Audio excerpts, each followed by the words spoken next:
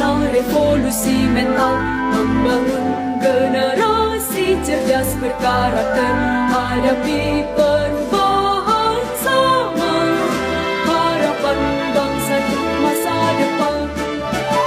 Tingkatkan moral dan keilmuan, wujudkan generasi emas Indonesia, satukan citra dalam ragam budaya sebagai pelajar Pancasila. Beriman, bertakwa, berakhlak mulia, berkebinekaan global, gotong royong dan mandiri, bernalar kritis juga kreatif. Kembangkan bakat serta potensi, siap torehkan prestasi, dengan semangat dan keyakinan, raih masa depan untuk Indonesia.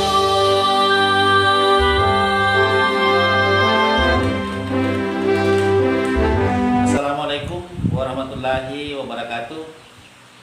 Saya Alimuddin SPDI akan melaksanakan tugas demonstrasi kontekstual bersama dengan Kepala Sekolah SDN 054 Paredean.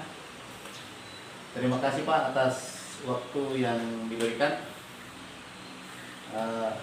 Bapak, hari ini saya akan mengajukan beberapa pertanyaan terhadap Bapak terkait dengan tugas saya di demonstrasi kontekstual.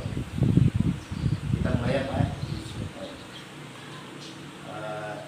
Adapun pertanyaannya Pak, selama ini bagaimana Bapak dapat mengidentifikasi kasus-kasus yang merupakan dilema etika atau tuntutan moral? Baik, terima kasih Pak. Bahwa selama ini yang saya lakukan mengidentifikasi kasus-kasus mengenai dilema etika atau tuntutan moral yang ada di sekolah saya. Yang pertama, saya mengetahui dulu seperti apa kasusnya. Kalau kasusnya mengenai dilema etika, saya akan berkoordinasi dengan teman-teman guru. Terus kalau tuntutan moral, tentunya kan kalau tuntutan moral ada hal-hal yang ingin kita selesaikan karena mengenai keputusan positif dan negatifnya di situ, seperti itu Pak. Terima kasih banyak Pak. Kemudian selanjutnya Pak, selama ini bagaimana Bapak menjalankan pengambilan keputusan di sekolah, terutama untuk kasus-kasus di mana dalam kasus ini ada dua kepentingan yang sama-sama benar atau sama-sama mengandung nilai kebajikan? Baik Pak, selama ini yang saya lakukan di sekolah kalau ada kasus seperti itu, artinya kasusnya sama-sama benar, artinya dilema etika di sini seorang pemimpin. Yang pertama tentunya seperti yang pertama saya katakan bahwa dilihat dulu kasusnya. Kalau memang kasusnya mana yang paling mendesak, karena sama-sama benar di sini, yang paling banyak mengenai kebajikan ke orang banyak, itulah yang kita putuskan. Tergantung dengan kasus yang harus kita putuskan saat itu. Seperti itu Pak. Boleh Pak. Selanjutnya Pak, langkah-langkah atau prosedur apa yang biasa Anda lakukan selama ini Pak? Baik, langkah-langkah atau prosedur yang saya lakukan di sekolah, yang pertama kalau ada kasus, yang pertama saya berkoordinasi dengan teman-teman guru, terutama wali-wali kelas. Kalau masalahnya sangat rumit, saya akan memanggil komite, duduk bersama dengan komite membahas persoalan ini, solusi apa yang kita ambil dalam memutuskan suatu permasalahan di sekolah. Seperti itu, koordinasi dengan komite dan guru-guru yang ada di sekolah. Terima hal-hal apa saja yang selama ini Anda anggap efektif dalam pengambilan keputusan pada kasus-kasus dilema etika di sekolah Bapak? Selama ini yang sangat efektif itu dalam pengambilan keputusan dalam soal dilema etika. Kan dilema etika sama-sama benar di sini, ada kepentingan benar lawan benar. Jadi hal yang efektif yang selama ini saya lakukan adalah berkoordinasi dengan guru. Beberapa guru saya panggil, bagaimana kasus ini, bagaimana kasus A, kasus B. Setelah guru memasukkan persoalannya, solusinya, baru saya akan putuskan yang mana suara terbanyak di sekolah, itulah yang saya ambil sebagai pemimpin dalam pengambilan keputusan. Seperti itu, Pak.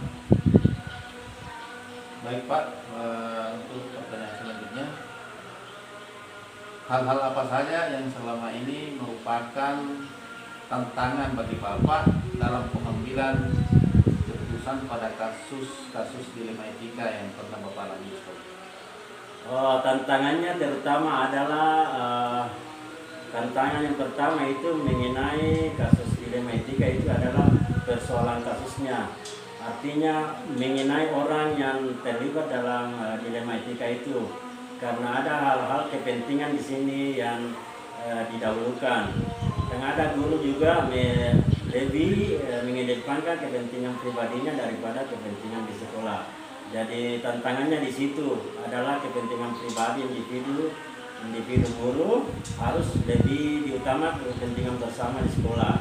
Jadi itulah tantangannya, karena masing-masing guru punya karakter yang berbeda. Seperti itu, Pak. Terima kasih banyak Pak penjelasannya. Selanjutnya Pak, apakah Bapak memiliki sebuah jadwal tertentu dalam sebuah penyelesaian kasus dilema etika? Apakah Anda langsung menyelesaikan di tempat atau memiliki sebuah jadwal tersedia untuk menyelesaikannya Pak? Kemudian bentuk atau prosedur seperti apa yang Anda jalankan?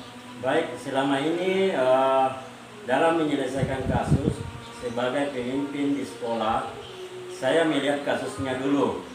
Kalau kasusnya bisa saya selesaikan saat itu, saya akan putuskan saat itu. Tapi kalau kasusnya saya tidak bisa selesaikan saat itu, saya akan jadwal. Ya, saya akan buat jadwal untuk memanggil guru, bahkan komite saya panggil untuk menyelesaikan kasus itu. Jadi ada jadwal, kalau memang kasusnya berat, saya akan jadwal waktunya. Tapi kalau kasusnya bisa saya putuskan saat itu, saya akan putuskan saat itu. Saya tidak perlu memanggil guru, bahkan komite. Seperti itu, Pak. Terima kasih banyak Pak. Selanjutnya Pak, adakah seseorang atau faktor yang selama ini mempermudah atau membantu Anda dalam pengambilan keputusan dalam kasus dilema etika?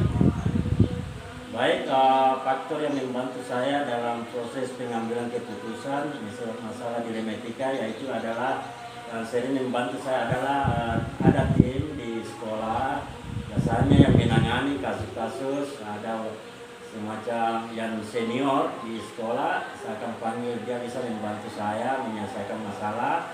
Terus yang kedua, faktor yang menyelesaikan masalah adalah komite tadi. Kami selalu komunikasi dengan komite dengan hal-hal seperti itu. Tapi kalau masih bisa diselesaikan di guru, cuma guru yang senior yang saya panggil untuk menyelesaikan kasus tersebut. Terima kasih banyak Pak. Pertanyaan terakhir Pak. Dari semua hal yang telah Bapak sampaikan, pembelajaran apa yang dapat Bapak petik dan pengalaman mengambil keputusan dilema etika?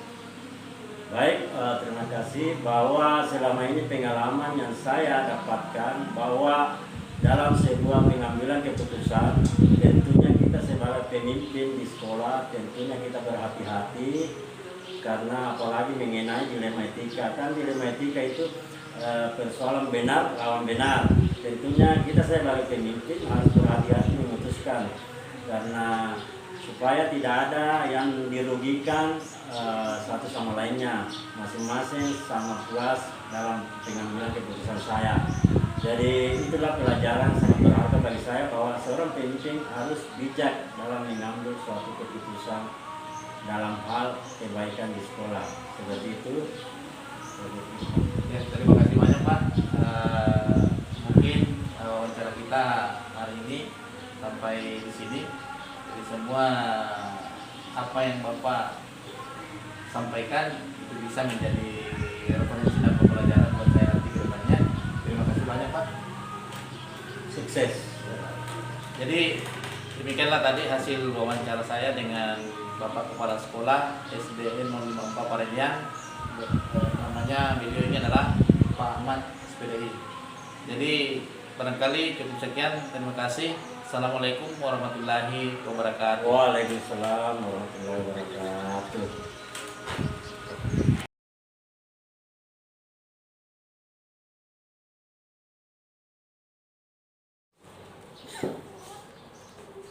Assalamualaikum warahmatullahi wabarakatuh. Assalamualaikum warahmatullahi wabarakatuh. Saya Alimuddin SPDI akan melaksanakan tugas demonstrasi kontekstual modul 3.1 bersama dengan Bapak Kepala Sekolah SDN 003 Lampak, Bapak Idris SPD. Terima kasih Pak atas waktu yang diberikan. Bapak, saya akan mengajukan beberapa pertanyaan kepada Bapak tentang tugas saya di demonstrasi kontekstual modul 3.1 tentang kasus dilema etika dan bujukan moral. Adapun pertanyaan pertama Pak, selama ini bagaimana Bapak dapat mengidentifikasi kasus-kasus yang merupakan dilema etika atau bujukan moral? Gini, dilema etika itu tentu kita identifikasi itu bagaimana kasus-kasus yang terjadi mengenai masalah itu sehingga kita bisa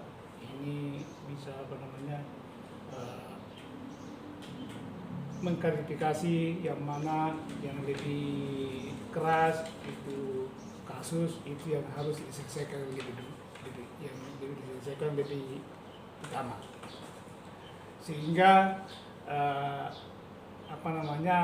itu bisa diselesaikan dengan baik, tentu dengan konsultasi dengan berbagai pihak seperti manajemen. Oke Pak, terima kasih banyak. Selanjutnya pertanyaan kedua Pak, selama ini bagaimana Bapak menjalankan pengambilan keputusan di sekolah, terutama untuk kasus-kasus di mana ada dua kepentingan yang sama-sama benar atau sama-sama mengandung nilai kebajikan? Untuk mengenai masalah itu, tentu kita kalau ada kasus seperti itu kita kumpulkan semua teman, minta suatu pandangan bagaimana dilema ini, karena ini akan betul-betul kelihatannya agak semua benar, sehingga keputusan itu kami lempar sama teman-teman untuk memberikan bagaimana bisa memastikan bahwa ini yang lebih duluan diputuskan mengenai masalah ini. Terima kasih. Selanjutnya Pak, langkah-langkah atau prosedur seperti apa yang biasa Bapak lakukan selama ini? Langkah-langkah yang biasa saya lakukan selama ini dalam hal apa tuh? Dalam kasus dilema etika itu Pak. Tentu kita selalu berkoordinasi juga, utamanya teman-teman kalau ada masalah kita duduk bersama membahas masalah itu, kalau perlu ya dilibatkan juga komite untuk memasukkan pandangan untuk bisa menyelesaikan masalah sehingga bisa berjalan dengan baik. Oke Pak, pertanyaan selanjutnya, hal-hal apa saja yang selama ini Anda anggap sudah efektif dalam pengambilan keputusan pada kasus-kasus dilema etika? Tentu pengambilan keputusan yang efektif ya. Tentu tidak terlepas kita selalu diadakan musyawarah. Ada kasus berat atau ringan, kita harus musyawarahkan membahas mengenai masalah itu. Bagaimana supaya masalah ini bisa berjalan dengan bagus. Oke Pak, sip. Pertanyaan selanjutnya, hal-hal apa saja yang selama ini merupakan tantangan dalam pengambilan keputusan pada kasus dilema etika di sekolah Bapak? Itu hal-hal yang biasa ada tantangannya. Itu biasa kalau kita mengadakan rapat, ya, memberikan pada teman-teman memasukkan pendapat, informasi. Terkadang itu tantangannya itu biasa cuma teman-teman itu diam, tidak ada yang ngomong dalam rapat itu. Tetapi itu kepala sekolah sudah menganggap bahwa ini sudah diterima semua. Tapi tahu-taunya di belakangan baru banyak cerita. Begini, kenapa begini kepala sekolah. Itu yang biasa tantangan buat saya. Ya biasa terjadi karena kurang keterbukaan teman-teman di dalam suatu pertemuan atau rapat yang kita laksanakan. Itu tantangannya Pak ya. Pertanyaan selanjutnya Pak, apakah Bapak memiliki sebuah jadwal tertentu dalam sebuah penyelesaian kasus dilema etika? Kemudian apakah Anda langsung menyelesaikannya di tempat atau memiliki sebuah jadwal untuk menyelesaikannya, atau bentuk atau prosedur seperti apa yang Bapak jalankan? Kalau saya biasa, kalau ada seperti itu, saya lihat dulu kasusnya. Kalau kasusnya berat, tentu akan dijadikan waktu tertentu untuk membahasnya.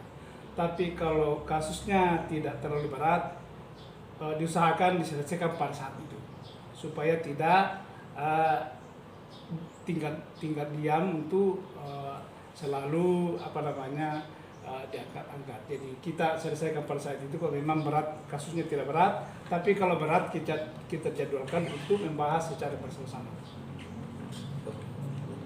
Jadi pertanyaan selanjutnya Pak, adakah seseorang atau faktor-faktor apa yang selama ini mempermudah atau membantu Bapak dalam pengambilan keputusan dalam kasus-kasus dilema etika? Yang biasa terjadi itu, kalau ada kasus-kasus biasa teman-teman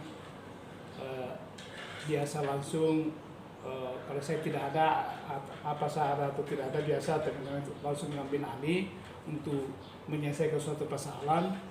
Kemudian setelah itu dilapor kepada saya, ada yang terjadi seperti ini Pak, jadi saya sudah lakukan seperti ini, bagaimana pandangan Bapak? Jadi saya bilang kalau begitu bagus, karena kenapa itu kasus lebih cepat ditangani, lebih bagus.